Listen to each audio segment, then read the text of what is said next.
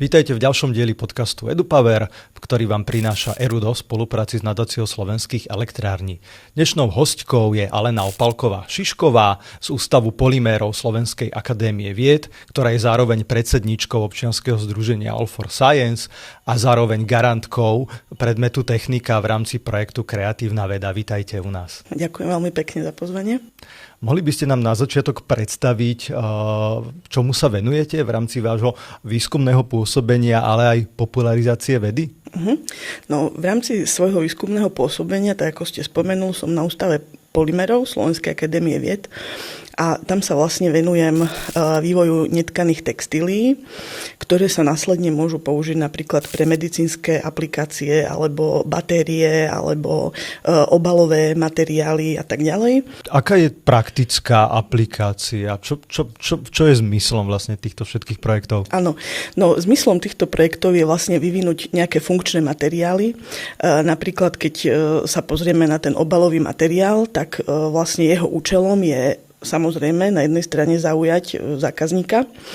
A aby ho zaujal produkt, tak jednoducho má to byť farebné a tak ďalej, ale musí mať ešte nejakú funkčnosť, ktorú my sa snažíme dosiahnuť, tak aby napríklad, keď ide o obaly v potravinách, tak aby vlastne tie obaly nám umožňovali mať tú potravinu dlhšie čerstvejšiu. Hej, vlastne uchovávame tie nutričné základné hodnoty potravín čo najdlhšie. Životnosť potravín zvyšujeme. Hej, takže to je napríklad pracujeme na jednom takom projekte, kde vlastne využívame biodegradovateľné polyméry, z ktorých vyrábame určitou technológiou tieto netkané textílie. A vlastne dovnútra, do štruktúry tých vláken my vkladáme aktívne látky, ktoré berieme napríklad z odpadu, opäť z potravinárskeho odpadu, napríklad z kôstok alebo semien, ktoré sa vylisujú a ten olej obsahuje jednak živiny, ale jednak aj antibakteriálne a antioxidačné látky, ktoré my vlastne využívame pre tie obaly.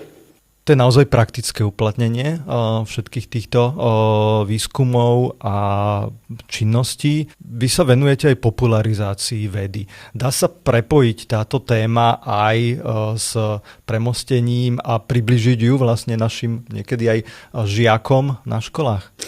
No, my sa o to snažíme, tak veríme, že sa to dá. Umožňujeme žiakom, máme niekoľko formátov vo všeobecnosti na Slovenskej akadémii vied, v ktorých sa venujeme vlastne už žiakom od prvého stupňa základnej školy cez druhý stupeň strednej školy, samozrejme vysoké školy. A na Slovenskej akadémii vied teda máme niekoľko formátov, v ktorých sa týmto deťom venujeme.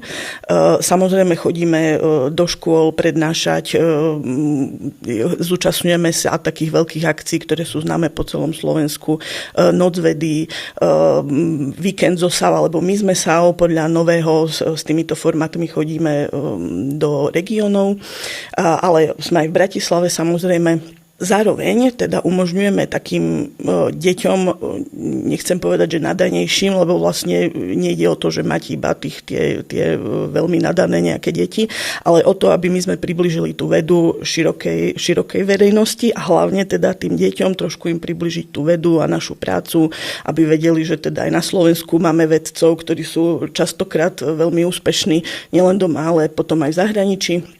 Takže my umožňujeme týmto deťom, aby prišli k nám na SAV, už kdekoľvek, či v Bratislave, alebo máme svoje pracoviská v Košiciach, v Nitre, v Starej Lesnej napríklad.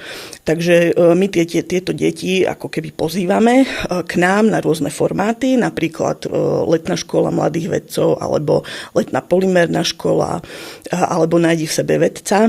Pozveme ich k nám do laboratórií a tam vidia, buď je to formou len exkurzie, že ich prevedieme nejakými laboratóriami, tam im ukážeme nejaké pokusy a oni sú z toho nadšení, alebo povedia, že no, čakal som viac nejakú bombu alebo niečo, tak sa im snažíme vysvetliť, že úplne s bombou by sme asi nepochodili v strede Bratislavy, ale jednoducho s nimi diskutujeme. Alebo sú to teda také trošku dlhšie formáty, keď príde k nám študent na celý týždeň a počas toho týždňa vlastne spoznáva nejakú danú tematiku. Pracuje celý týždeň na tejto tematike s tým, že vlastne na konci týždňa odprezentuje formou nejakého postru alebo krátkej prednášky, že čo robil a k akým výsledkom sa dopracoval. Znie to naozaj ako zaujímavá aktivita na leto. Je o to záujem, respektíve aký je záujem a či možno není trošku aj strach práve v tých možno, že účastníkoch, v tých deťoch, že teda naozaj že vedú robiť cez prázdniny, je to čo chcem, nechcem ísť radšej k moru alebo niekam. Áno, no študenti majú veľký záujem, musím povedať. Ono nie je to tak, že vezmeme úplne každého, lebo naozaj prvý rok sme sa naučili, že prišlo, 30 prihlášok. To bolo hneď prvý rok, 2018, keď sme začali s týmto formátom. No tak sme si povedali, že dobre, tak máme tam, 6 alebo 7 ústavov Slovenskej akadémie vied sa do tohto zapojilo, tak sme si povedali, dobre, tak vezmeme všetkých, uvidím, ako to bude vyzerať. No lenže druhý rok sa nám už prihlasilo 120 žiakov, no a ústavov síce bolo viac, 8, tuším 9, tak už to bolo trošku náročnejšie a tak sme si povedali, že nakoľko už od 3. ročníka máme ročne viac ako 100 prihlášok, tak ich naozaj musíme selektovať. Takže my teda požiadame tých, ktorí sa prihlasili, aby nám zaslali nejaký motivačný list, že prečo sa chcú zúčastniť, prečo máme vybrať práve ich. Tak podľa tých motivačných listov si potom priamo tí vedci, ktorí participujú na tej letnej škole a sú ochotní mať toho žiaka alebo tých žiakov, študentov u seba v laboratóriu ten celý týždeň, tak oni si vyberú podľa tých motivačných listov. A tie decká väčšinou píšu, že strašne ma baví chémia, tak ja chcem ísť niekam na chémiu, veľmi ma to baví, chcel by som robiť väčšie pokusy a doma to nemôžem, mama sa bojí, nedovolí mi. Tak vlastne, keď si ich vyberú, napríklad aj na ústav polymérov alebo na chemický ústav, tak vlastne prídu na ten jeden týždeň, no a tam sa môžu vyšantiť, koľko len chcú. Ale záujem je naozaj veľký. Vôbec ja sa nebojím, že by sme nemali ani len jednu prihlášku, lebo... To je skutočne výborné, keď je taký záujem. Ak ste hovorili možno, že aj o tej motivácii, že niekedy to môže byť rodič, že niekedy to môže byť aj učiteľ. Ako máte vlastne možno aj skúsenosť s takouto možno, že motiváciou, inšpiráciou trošku viac vlastne k vede ohľadom podpory učiteľov? Áno, presne tak, ako hovoríte. Na niektorých tých motivačných listoch tých detí je napísané, že pani učiteľka mi toto poslala, aby som sa zúčastnil. Tak my už tušíme, že ten učiteľ predsa je s tým dieťaťom alebo s tým študentom tak v najbližšom takom poloprofesionálnom kontakte, tak zrejme vie, že je v tom dieťati nejaký potenciál, tak je to naozaj vo veľa prihlášok, takáto vec. No a my vlastne chceme tých učiteľov motivovať napríklad aj tým, že stretli sme sa takí nadšenci vedy, tiež zhruba v 2018 a povedali sme si, že založme nejaké občianske združenie.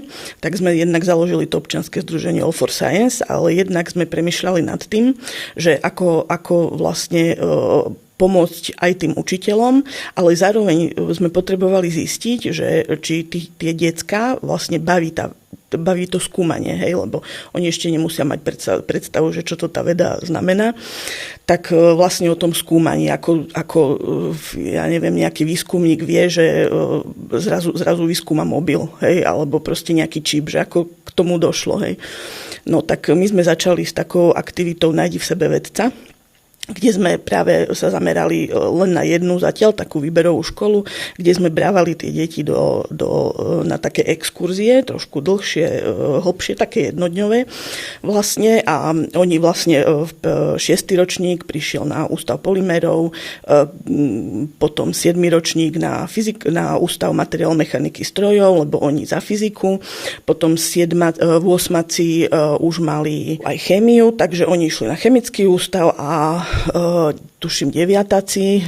išli na biologický ústav výskumu srdca a tam vlastne v rámci biológie, hej. No a potom vlastne celé to 4-ročné obdobie sa 4-krát zopakovalo, takže vždy 6. začali na ústave polymérov s technickou výchovou a tak ďalej.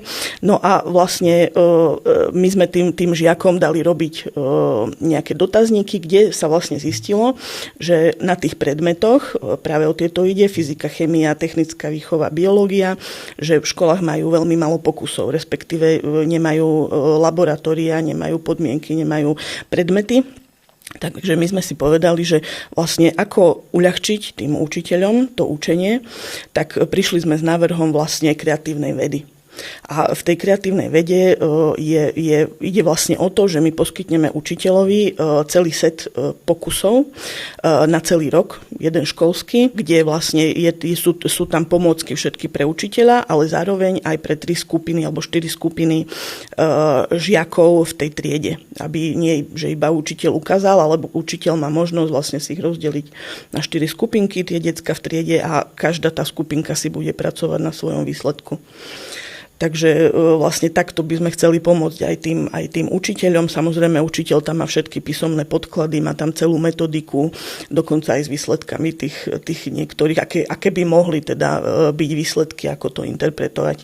Takže nemusia sa toho učitelia báť, aj keď teda my sme rozposielali tie balíky, oni boli veľké, naozaj 2 veľké krabice. 1,5 metra krát pol metra krát výška bola nejakých 30 cm, tak tá pošta, teda to doručovanie bolo dosť zložité, ale tí učitelia, ktorí to dostali, tak si to veľmi chválili. A práve som sa chcel aj opýtať, že už to prešlo vlastne ako keby aj implementáciou, to znamená, boxy aj metodiky sa dostali do škôl. Aká bola možno, že odozva práve učiteľov na tie aktivity, ktoré sa v rámci metodik nachádzajú v týchto materiáloch? Áno. Väčšina učiteľov, ktorí to používali, tak boli tie reakcie boli nadšené, že naozaj je to super. Niektorí mali také skôr zmiešané pocity, lebo sa im zdalo, že možno ešte viac musia si naštudovať, že znova ich to trochu ako keby zabrzdí, že jednoducho nemajú až toľko času. Je možné, že na niektorých školách naozaj, že nemajú napríklad fyzikára, tak neviem, kde je pisárka, musela, no tak pre ňu to naozaj znamená veľkú záťaž si vlastne naštudovať, že to, čo tým deckám chce povedať, my to úplne chápeme, takže niektoré reakcie boli také zdržanlivejšie, niektoré boli nadšené, že je to super, dokonca sa nás pýtajú, že kde by sa dali pomôcky ešte dokúpiť. takže tak. Vnímame samozrejme, že učiteľov matematiky, fyziky je naozaj málo ako šafránu.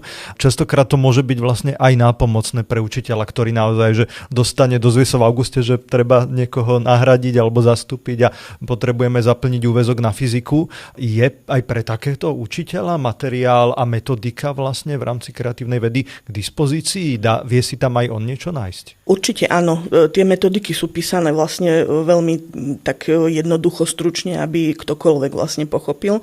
Ja som aj hovorila, že to je výborné aj dať žiakovi do ruky a nech si to číta, lebo naozaj je to veľmi, veľmi jednoduchá vec. Naozaj sa snažím, aby tí učitelia už dostali hotovú vec a čo najmenej času im vlastne tá príprava zabrala. Možno aké konkrétne aktivity, ak by sme vedeli o nejakej ukážke povedať, tak čo je vlastne obsahom tej metodiky? Tak obsahom vlastne každý ten ročník má svoju vlastnú metodiku. Témy sú vlastne spracované, respektíve materiály sú spracované do tém a tie metodiky obsahujú teda okrem tej fyziky, obsahujú ešte aj úlohy na technickú výchovu. Vlastne týmto spôsobom sa snažím aj prepojiť fyziku a technickú výchovu, takže aby som uviedla nejaký príklad, napríklad pri meteorologických pozorovaniach, čo je teda dlhodobejšie pozorovanie, minimálne 5 dní sa tam uvádza, tak vlastne žiaci na technickej výchove si môžu vytvoriť vlastnú meteorologickú budku aj s vlastným anemometrom, s ktorým potom môžu vlastne merať rýchlosť vetra a majú tam k tomu tabuľku, ktorá vlastne im pomôže vyhodnotiť celý ten pokus. Sú to naozaj praktické aktivity a jednoduché na materiál aj dostupnosť. Bol možno toto zámer v rámci týchto sád? Áno, bol to zámer, aby vlastne keď tomu učiteľovi sa bude ten balík alebo ten experimentálny set pozdávať, chce s ním robiť ďalej, ale napríklad zlomí sa mu uhlomer alebo poškodí sa mu pingpongová loptička, ktorú využíva na ten anemometer, tak vlastne vie si to dokúpiť kdekoľvek v hračkárstve, v papierníctve. Takže naozaj tie veci tam sú veľmi, veľmi dostupné v bežných obchodoch, v lekárniach a tak ďalej. Je to naozaj široký materiál. Kto naozaj pracoval na týchto aktivitách? Aký veľký bol ten tím a možno aj rozdelenie v rámci pôsobnosti k týmto predmetom? No, čo sa týka konkrétne fyziky a technickej výchovy, tak vďaka pani docentke Veľmovskej z fakulty matematiky, fyziky a informatiky Univerzity Komenského máme vlastne metodiku. Ona je vlastne líder v tejto oblasti. No a čo sa týka tých pokusových setov, samozrejme s jej pomocou sme zostavili také pokusové sety, nakupovalo sa a ten tým bol, 5-6 ľudí, čo sa týka fyziky, hej, ale potom samozrejme máme aj chemiu, biológiu, takže tam vlastne každý ten predmet má svoj tým, ktorý sa venuje len tomu svojmu predmetu. Takže je to naozaj veľmi široké a ten tím naozaj nepozostáva teda iba z nás fyzikárov a technikárov, ale ešte aj biológovia a chemici. Tieto aktivity sú naozaj aj zážitkového charakteru a pri tom experimente vieme pozorovať, vieme mať možno nejakú predstavu, ako to dopadne a potom sa nám to nenaplní. Tie výbuchy sú naozaj niekedy zaujímavé a deti ich majú radi aj pri chémii a ďalších aktivitách. Dajú sa robiť aj takéto aktivity pre učiteľov? Viem, že vy ste nejakú pripravili na konferencii Edu Summit. Čo to bolo? Áno, tak my sme sa tento rok zúčastnili, teda aj tejto spomínanej konferencie. Veľmi sme sa potešili pozvaniu a povedali sme si, že vyskúšame práve na učiteľoch, vyskúšame ten escape room, tak bežne to poznáme vlastne ako nejakú miestnosť, ktorej sa potrebujeme veľmi rýchlo dostať preč, takže hľadáme kľúče. Takže vlastne presne toto je aj podstata, my teda sme nemali miestnosť, mali sme len taký čierny stan. Hej. No a v tom stane vlastne sme umiestnili 5 úloh. Každá úloha, každý výsledok z každej úlohy teda nám dal kód, ktorým sme vedeli otvoriť potom zámku z takej krabičky, kde vlastne môže byť niečo kľúč teda z miestnosti, alebo ja neviem, v prípade škôl to môže byť, že deň voľna si zaslúžia týmto, alebo ja neviem, čokolády sú v nejakej krabici a je tam 5 zámkov a treba otvoriť každý ten zámok. No a kľúč, respektíve kód ku každej zámke dostanú vtedy, keď vyriešia nejakú úlohu. Že vlastne keď spočítajú nejaký príklad, tak vlastne číslo, ktoré dostanú na konci je štvorciferné, tak si tým štvorciferným číslom otvoria zámok. Alebo, ja neviem, bol tam taký pokus, že hľadať najteplejšie miesto v celom tom stane, takže sme mali bezkontaktný teplomer a hľadali sme to najteplejšie miesto a to najteplejšie miesto bolo vlastne tak, že na tom displeji toho bezkontaktného teplomera sa nám zobrazil práve ten kód, takže si to potom vedeli rýchlo otvoriť. Takže je to aj prenesiteľné, hej, kdekoľvek je aj v triede, keď učiteľ by chcel urobiť, že má voľnú hodinu, povedzme, tak vlastne deti chce nejako odmeniť takýmto spôsobom, že deti v tímoch budú súťažiť, napríklad ak to najskôr otvorí krabičku, tak získava nejakú čokoládu vo vnútri alebo niečo, knihu, povedzme. V množstve aj vzdelávacích aktivít v rámci programu EduPower sme učiteľom vlastne ukazovali návody, možno, že aj ten konkrétny priebeh takýchto escape room aktivít, či už na hodiny matematiky, fyziky, ale naozaj aj na rôzne vedecké krúžky a podobne. Kde beriete inšpiráciu na tieto aktivity? Áno, inšpiráciu... jednak vlastne aj pri svojej práci berieme, lebo keď niečo skúmame, je to naozaj taká, dá sa povedať, manuálna práca v laboratóriu častokrát. A keď si potrebujem niečo pripraviť alebo zrazu zistím, že pokus nefunguje úplne tak, ako by mal, ale dostanem nejaký iný produkt, tak si poviem, že toto je celkom jednoduché, na to mi stačí voda, nejaký polyetylen tereftalát, hej, čo máme fľašu s vodou, tak si poviem, že to je výborné, to môžem vlastne použiť aj na tento účel, aby decka pochopili niečo, hej, nejaký jav. No alebo veľakrát, teda asi by som to nemala hovoriť, nech sa nikto neinšpiruje, ale sme často na internete, tak sa inšpirujeme aj od iných kolegov, hlavne zo zahraničia, no a vlastne z kníh rôznych, aj z bežných učebníc, ktoré existujú, tak buď využijeme ten experiment, ktorý už je, alebo si ho mierne modifikujeme. Častokrát možno hovoríme, že ten zážitok je dôležitý nie len u detí, ale aj u dospelého. Aká bola reakcia učiteľov? Možno, že si vedeli aj predstaviť, že by niečo také urobili na svojich hodinách? Áno, tí učitelia, ktorí vlastne prišli do toho escape roomu, tak niektorí, nemôžem povedať, že všetci boli úplne nadšení, ale väčšina z nich boli nadšení, vedeli si to predstaviť, aj si prešli sami vlastne celým tým kolečkom tých úloh, povedali, že je to super. No a niektorí učitelia sa nezapreli, naozaj tak filozoficky aj nám poradili, že túto úlohu nemôžete napísať, tak to musíte ináč, aby to decká pochopili. Takže my sme vlastne aj túto takú konštruktívnu kritiku sme si zobrali k srdcu a pokúsime sa to ešte vylepšiť. Dá sa aj takáto aktivita preniesť na bežné hodiny? Nemusí to byť zrovna formou stanu, ale že je to prenositeľné aj pre bežného učiteľa? Áno, ja si myslím, že áno, lebo vlastne aj do triedy si môže priniesť nejakú krabičku s kľúčmi. Áno, a vlastne tie úlohy môže dať robiť aj žiakom v triede. Takže je to, si myslím, že veľmi pekne prenesiteľné. Možno tam aj funguje trošku taká súťaživosť. Ako by sa možno že dalo s týmto pracovať, keď mám naozaj, že možno, že veľkú skupinu žiakov, 20-25 žiakov v triede, je to možné aj s týmito? No, ja si myslím, že možné to je, len teda bude záležať od šikovnosti učiteľa. Ja teda neučím, lebo práve toho počtu by som sa ja bala. Áno, ale myslím si, že skúsený učiteľ asi by vedel ich rozdeliť na skupinky, ja neviem, 2, 4, 6 a takto s nimi nejako pracovať. To sú určite vďačné aktivity, na ktoré samozrejme treba sa aj dobre pripraviť. Ako možno trvala aj príprava na už tento hotový produkt takejto escape room? Takýto escape room, no dlho, veľmi, veľmi dlho, lebo tým, že vlastne my aj pracujeme v laboratóriách a nie úplne na 100% sa venujeme týmto propagačným aktivitám, respektíve príprave, tak môžem povedať, že minimálne pol roka, kým sme vlastne zistili, ako to chceme, ako by to malo vyzerať, čo by tam malo byť. Ak nás teraz počúvajú aj rodičia, ale aj učitelia, je možnosť vás aj niekde v priebehu roka nájsť a vyskúšať si možno, že aj tento escape room? Áno, tak samozrejme viete nás nájsť na Slovenskej akadémii vied, takže kedykoľvek my aj na stránkach jednotlivých ústavov, lebo Slovenská akadémia vied má vlastne 47 ústavov, takže každý ústav je možné kontaktovať zvlášť cez sekretariát, alebo naše e-mailové adresy sú vždy dostupné na stránkach, prípadne kontaktovať nás vlastne cez občianske združenie All for Science.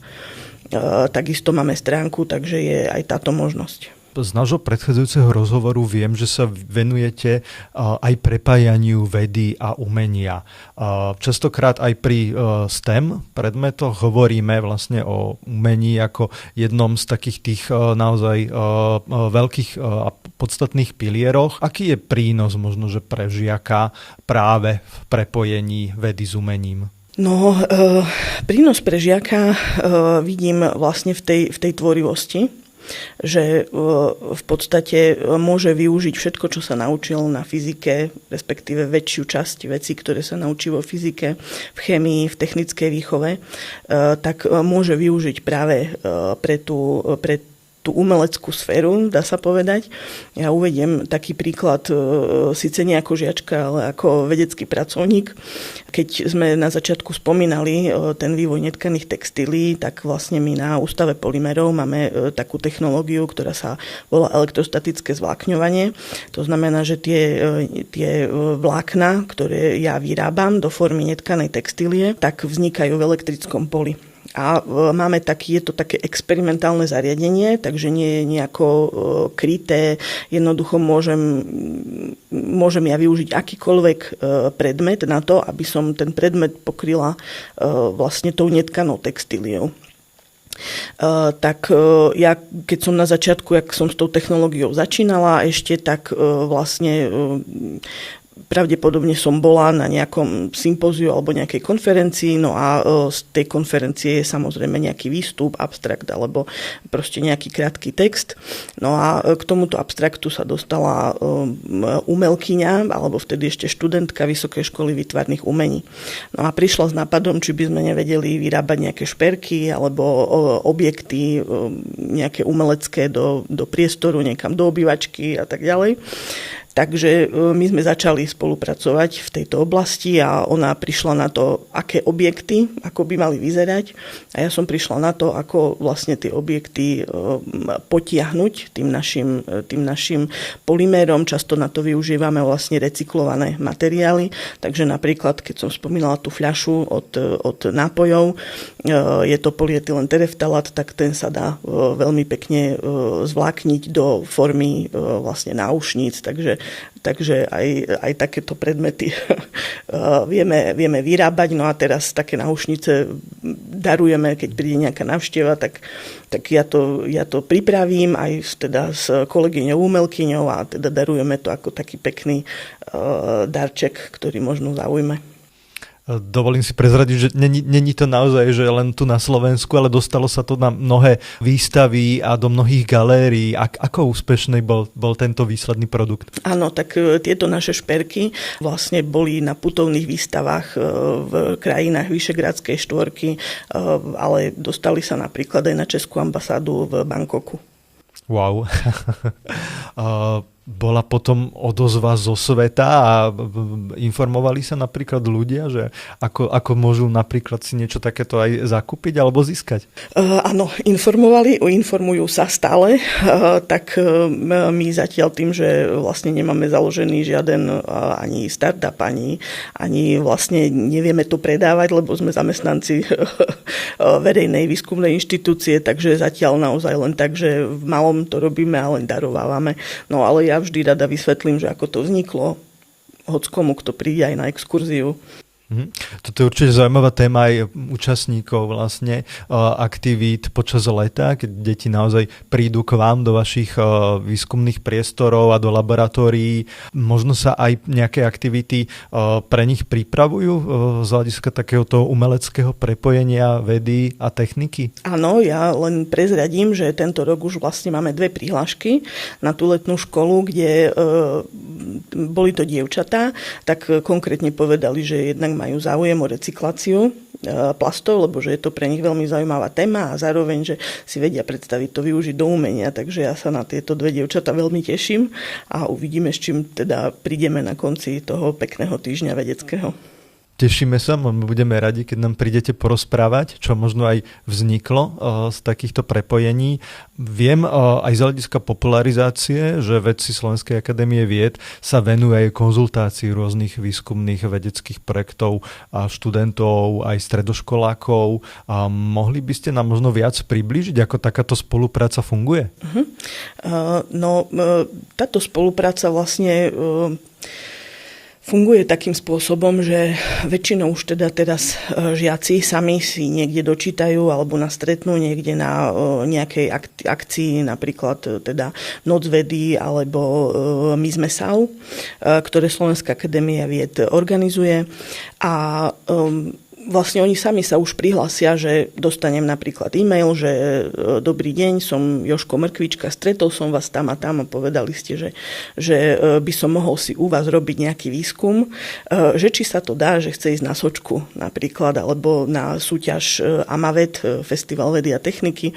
Tak my teda už rozbehneme tú diskusiu, že super, že sa veľmi tešíme, že je taký odhodlaný a že čo by chcel robiť. No tak potom teda buď je to takým spôsobom, že sa mu snažíme priblížiť, že to, čo on si povie, že čo by chcel vyskúmať, tak my mu s tým pomôžeme, alebo sú aj také decká, ktoré vlastne z tých letných škôl nám ostávajú počas týždňa, na konci týždňa povedia, že im sa to strašne páčilo, že rozmýšľali, či by mohla byť nejaká sočka alebo vlastne tá akcia Amavetu, tak my snažíme sa im naozaj výjsť v ústretí aj tým, že ich podporíme ich nápad, alebo aj tak, že keď vidím, že je v nich nejaký potenciál, aj keď úplne nevedia, že čo by chceli robiť, tak im ponúknem nejakú svoju vec, ktorá mňa napríklad zaujíma, oni sú potom z toho takí nadšení a niektorí to naozaj dotiahnú až na štátne kola, celoštátne kola, takže veľmi sa tešíme z týchto aktivít.